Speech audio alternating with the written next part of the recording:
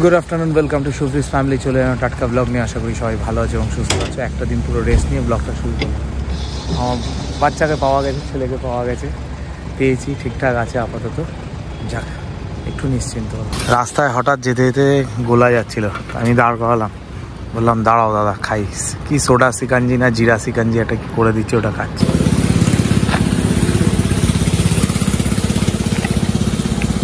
এই যে গোলা দিয়ে দিয়েছে, এখন গোলাটা খাচ্ছি। দারুণ বানিয়েছে কালাখাট্টা। এটা কি নাম? কালাখাট্টা। কালাখাট্টা গরমকালে দারুণ লাগে, দারুণ। গুড ইভিনিং সবাইকে, welcome back to our new blog. আশা করি তোমরা সবাই খুব ভালো আছো, সুস্থ আছো। ভালো সুস্থ থাকাটা খুব জরুরি। এখন বাজে কটা? 6:13। সকাল থেকে আমি ব্লগটা শুরু করতে পারিনি, পড়ানোর একটু প্রেশার ছিল, কারণ জুন মাসের 10 তারিখ ডিক্লেয়ার হয়ে গেছে যে সবার এক্সামিনেশন আছে কলেজ স্টুডেন্টগুলো, তো একটু চাপ ছিল। তো সেসব করে ঠরে আমি না বিকেল থেকে একেবারে ব্লগটা শুরু করব। তো ফল টল খেয়ে এখন পড়ানো, এবার আমার স্টুডেন্টে চলে এসছে। কালকের দিনটা আমরা সকাল থেকে ব্লগটা শুরু করেছিলাম, তারপরে ব্লগটা করিনি। দুজনে ভাবলাম একটু সময় কাটাবো, একটু কোথাও যাবো। তো শেষমেশ সুপ্রতিমকে কল করলাম, সুপ্রতিম বললো চ গিয়ে তবে বিরিয়ানি খেয়ে আসি। তো সেই এতে আমরা সোদপুর গেছিলাম। তো সোদপুরে গিয়ে আমাদের মানে বিরিয়ানির প্রাপ্তিযোগ হয়নি, বাট তোমাদের প্রাপ্তিযোগ হয়েছে। চয়নের সাথে দেখা হয়েছে, চয়নের ফ্রেন্ডসদের সাথে দেখা হয়েছে। তো আমাদের গাড়িটা একটু দূরে রাখা ছিল, শুভমকে ডিবাপিতে নামানো হয়েছিল যে দেখ গিয়ে আমরা জায়গা পাই নাকি। শুভমকে জায়গা পেলো না, উল্টে চয়নকে সাথে করে নিয়ে এলো। চয়নের সাথে দেখা হলো, খুব খুব খুব ভালো লাগছে। চয়নের ক্লিপটা আছে, ক্লিপটা আমরা এক্ষুনি শেয়ার করে দিচ্ছি তোমাদের সাথে। আমরা ডিবাপিতে বিরিয়ানি খেতে এসেছিলাম, সোদপুরে নতুন খুলেছে বলে। তো সেখানে ওর সাথে দেখা। তোমার নাম? দেখে খুবই ভালো লাগলো। আমি বিশেষ করে দাদা দিদি দূরে গাড়িতে ছিল, দিদিকে দেখবো বলে আমি ছুটে এলাম। এই ক্লিপিংটা আমি পরের দিন দেবো। একদম একদম একদম ঠিক আছে। এখানেই তোমরা বেশ ভালো থাকো, তোমরা লাইফটা এনজয় করে লাইফস্টাইল ব্লগ করছো, এটাই অনেক ব্যাপার, আর কিছু। Thank you thank you. তোমাদের সাথে দেখা হয় আর তোমাদের মুখ থেকে একটা কথা শুনি, দাদা দিদি ব্লগটা তোমরা করো, তোমরা ব্লগটা চালিয়ে যাও, তোমরা ব্লগটা করো, এটাই হয়তো আমাদের মোটিভেশন। বাট আমার আর শুভমের কালকে মাথা থেকে হেডেক বা কোনো কিছুই বেরোয়নি। একটু চেয়েছিলাম যে একটু ফ্রিভাবে করবো, বাট না, টাইমটা খুব কম ছিল। আমরা খুব দেরি করে বেরিয়েছি, তারপরে গেছি অতটা দূর, এইসব নিয়ে। একদিন ঠিক করেছি আমি আর শুভম একটু গঙ্গার ধারে গিয়ে বসবো, একটু মাথায় হাওয়া দেবো, দেখা যাক কি হয় না হয় এইটা। আর তাছাড়া বড় মার কাছে আমরা যাব যেদিন, অলরেডি আমার সাথে যোগাযোগ করেছো তোমরা যে তোমরা আসতে চাও। তো আমরা যেদিন যাব আমরা আগে থেকে বলে দেবো, তোমরা সেদিন এসো। পড়ানো তো শেষ হয়ে গেছে, সোনাই এসে গেছে, সোনাই এসে এইবার সোনাই এসে গেছে। সোনাই আজকে লাস্ট ইনজেকশন ছিল, শেষ। এবার কি তোর কামড়ানো শুরু হবে আমাকে? সোনাই ইদানিং খুব কামড়াচ করিস না, শোনে নই হয়ে গেছে। ও তোর ব্যথা ব্যথা, আমার দেখো হাত কেটে গেছে কালকে রাত্রে, কেটে গেছে আমার বাথরুমে কেটেছে হাতটা, মনে হচ্ছে সেটা। যাই হোক, তো পড়ানোটা হয়ে গেছে। এখন আমি একটুখানি সাবু মাখা খাবো, কারণ আজকে আমাদের বাড়িতে গ্যাস শেষ। তো এর জন্য সবকিছু ইন্ডাকশনের উপর হচ্ছে, আর আমার কিছু বানিয়ে খেতে ইচ্ছে করছে না, সাবু মাখা। আমি বাজারতে স্যান্ডউইচ জানবো, তারপর বললো কি তুমি তো খাবে না, ওই জন্য আনি। ও ডায়েটের উঠতে চলে গেছে। প্রতিদিন তুমি ব্লগটা দেখো, এই যে আমার এখন ভ্যাকসিন চলছে, ওই জন্য আজকে অবধি ভ্যাকসিন চলছে। এরপর 1 মাস ধরে ভ্যাকসিনটা চলছিল বলে, এরপর হলো 1 মাস আগে ভ্যাকসিনটা চলছিল বলে, এইভাবে পুরোটাই খাবি তুই এখন। সানডে তো একটা ভালো স্যান্ডউইচ রান্না করেছিল, মানে না ওই হলো আর কি, সেটা খেতে পারিনি। তো আজকে আবার এটা করে দিল। একদম এই জায়গাটার থেকে না আমি উঠিনি, শুধু শুভমকে একবার বানিয়ে দিলাম স্যান্ডউইচ, ব্যাস। আর না, এই রাত্রিবেলা দেখো এখন দই চিড়ে খাচ্ছি। আবার গরমটা পড়েছে, আবার খেতে খেতে যেন ইচ্ছে করছে না, এই অবস্থা। সারাটা দিন ব্যস্ত ছিল শুধুমাত্র অ্যাডমিশন করানোর জন্য। বিভিন্ন রকমের স্টুডেন্ট, আর আমি যেহেতু একটা ইনস্টিটিউটের সাথে যুক্ত আছি, সেই জন্য প্রচুর মানুষেরা আসে যে সাজেস্ট করুন। বিভিন্ন রকমের জায়গা থেকে অনেক মানুষেরা আসে যে ম্যাম সাজেস্ট করুন, আমরা এই পড়ে এসেছি, এরপরে আমরা কি পড়বো, কোনটা পড়লে আমাদের ভালো হবে। আর এখন তো একটা দুর্দান্ত সাবজেক্ট এসছে বিজনেস অ্যানালিটিক্স। ডিজিটাল মার্কেটিং তো ছিলই, বিজনেস অ্যানালিটিক্স। প্রচুর মানুষ MBA করছে বিজনেস অ্যানালিটিক্স। ইয়েস, ওটা একটু কস্টলি বিজনেস অ্যানালিটিক্স, কিন্তু চাকরিও মানুষ পাচ্ছে সেরকম। কলকাতায় তার কোনো চাকরি নেই। এই প্রসঙ্গে আমার একটা কথা বলার আছে, কলকাতায় প্রচুর কলেজ, প্রচুর নামি দামি কলেজ এই সাবজেক্টটা নিয়ে আর কি বলছে বিজনেস অ্যানালিটিক্সে MBA হবে বলে নিচ্ছে।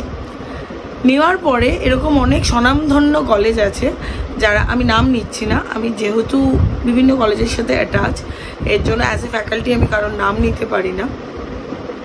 সেই কলেজগুলো হঠাৎ করে ম্যাকআউট থেকে অটোনোমাস হয়ে যাওয়ায় তারা 2টো করে মেজর সাবজেক্ট দিচ্ছে MBA-তে, মার্কেটিংও আছে, বিজনেস অ্যানালিটিক্সও আছে। এটা তো হয় না, একটা মেজর একটা মাইনর থাকবে, ঠিক আছে? এই করে ওরা বিজনেস অ্যানালিটিক্সটাকে পিছিয়ে দিচ্ছে। ওরা বিজনেস অ্যানালিটিক্সের ওপর কোনো ইন্টার্নশিপ দিতে পারছে না, তখন স্টুডেন্টগুলো অগত্যা মার্কেটিংয়ের ওপর করবে এবং যখন পাস আউট হচ্ছে তখন তাদেরকে মার্কেটিংয়ের সার্টিফিকেট দিচ্ছে, কিন্তু পয়সাটা বিজনেস অ্যানালিটিক্সেরই নিচ্ছে। এই জিনিসটা ঠিক না। এরকম অনেক কলেজ আছে, আমি কলকাতারটা বললাম, কলকাতার বাইরেও হয়তো আছে এরকম।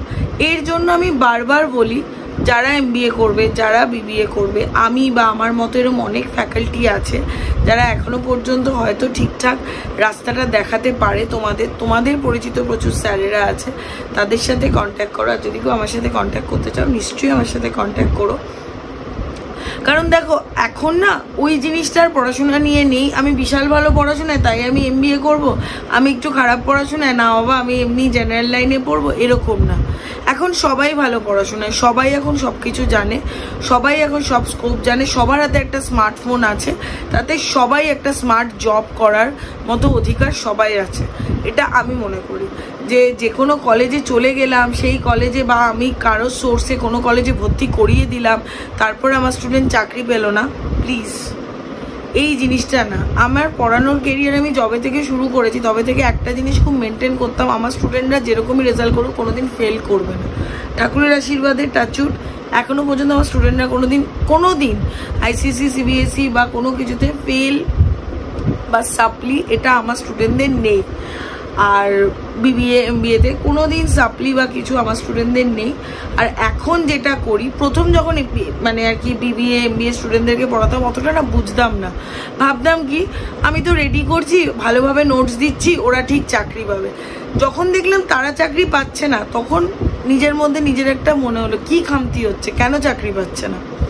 তখন বুঝলাম যে চাকরি না পাওয়ার কারণ হলো আমি তো তাদেরকে ইন্টারভিউর জন্য রেডি করছি না। তখন থেকে শুরু করলাম ইন্টারভিউর জন্য রেডি করা, grooming class, group discussion class সব কিছু তৈরি করলাম এবং লজিক্যাল রিজনিং, অ্যাপটিটিউড এগুলোর ক্লাসও সব কিছু করানো হয়। সব কিছু করিয়ে আমি আমার স্টুডেন্টদেরকে একদম রেডি করে বার করি। আজকে এই কথাটা বলার একটাই কারণ, এটা আমার অ্যাডভার্টাইজমেন্ট নয়, আমি শুধু একটা জিনিসই বলছি, চাকরি সবাই পাও, আর যারা চাকরি পাও না প্লিজ তারা এটা জানো কেন চাকরি পাচ্ছি না। পড়াশোনা তো সবাই সেম করছে, তবে সবাই কেন চাকরি পাচ্ছে না। কিছুটা যে স্পার্ক, কিছুটা যে একটা এক্স ফ্যাক্টর, এটা নিজে থেকে না নিজেকে তৈরি করতে এবং তার জন্য না সঠিক জায়গাতেও যেতে হয়। মানে এখনো পর্যন্ত আমি বলবো গোটা পৃথিবীতে এরকম প্রচুর ফ্যাকাল্টি আছে যারা চায় যে তাদের স্টুডেন্টরা চাকরি পাক। আজকে আমার একটা স্টুডেন্ট চাকরি পেয়ে আমাকে যদি সেকেন্ড একটা স্টুডেন্টকে পাঠায়, যা ওই ম্যামের কাছে গিয়ে পড়, তোরও ভালো হবে, তখন আমার মনে হয় সেটা আমার অ্যাচিভমেন্ট। যাই হোক, প্রচুর জ্ঞানের কথা বললাম, আমি লাস্ট মোমেন্টে এত জ্ঞানের কথা বলি না জেনারেলি। কালকে তো বিরিয়ানি, আমি যদিও একদম অল্প, বাট বাদবাকিরা বিরিয়ানি খেয়েছে। বাট আমি আর শুভম একদিন ঠিক করেছি যে মাথাটাকে একটু নারিশমেন্টের জন্য এদিক ওদিক কোথাও একটু যাবো। জানি না কোথায় যাব, কি বড় মার কাছে যাওয়ারও ইচ্ছে আছে, অনেক কিছু প্ল্যানস আছে। একটু প্রবলেমের মধ্যে আছি বলে প্ল্যানগুলো সব এরকম, কাজের মধ্যে এতটা থাকছি বলে প্রবলেমটা অতটা দেখছি না। শুভমও দৌড়াচ্ছে, আমরাও দৌড়াচ্ছি, মানে আমি দৌড়াচ্ছি সঙ্গে সঙ্গে আমার শ্বশুর শাশুড়িও দৌড়াচ্ছে। মাও এখন নিজের বিজনেসটা নিয়ে রোজ স্টাডি করছে, রোজ কোথা থেকে মালপত্র আসবে, প্রচুর ভেন্ডারদের সাথে কথা বলছে, অনেক কিছু। তো মার সাথে সাথে বাবাও সেই জিনিসগুলো করছে যে আমাদের যদি কোথাও পাঠাতে হয় তখন কোথা থেকে পাঠাবো, কার মাধ্যমে পাঠাবো, কোন মানে লজিস্টিকের মাধ্যমে পাঠাবো, সব কিছু নিয়ে হচ্ছে। ইন দ্য মিন টাইম আমাকে কালকে তাথই বললো, রিমা তুই তো কোভিডে ভালোভাবে টাপারওয়্যারটা করছিলি, তবে তুই টাপারওয়্যারটা আরেকবার শুরু কর না। আমার ছেলে স্কুলের সবার টাপারওয়্যারের মানে প্রচণ্ড মানে সবাই আর কি বটল বল কি টিফিন বক্স বল খুব টাপারওয়্যার চাইছে। তো আমি ওদের সবাইকে বলেছি, আমার একটা বন্ধু করতো, আপাতত বন্ধ করে দিয়েছে, তো সবাই মিলে বলছে।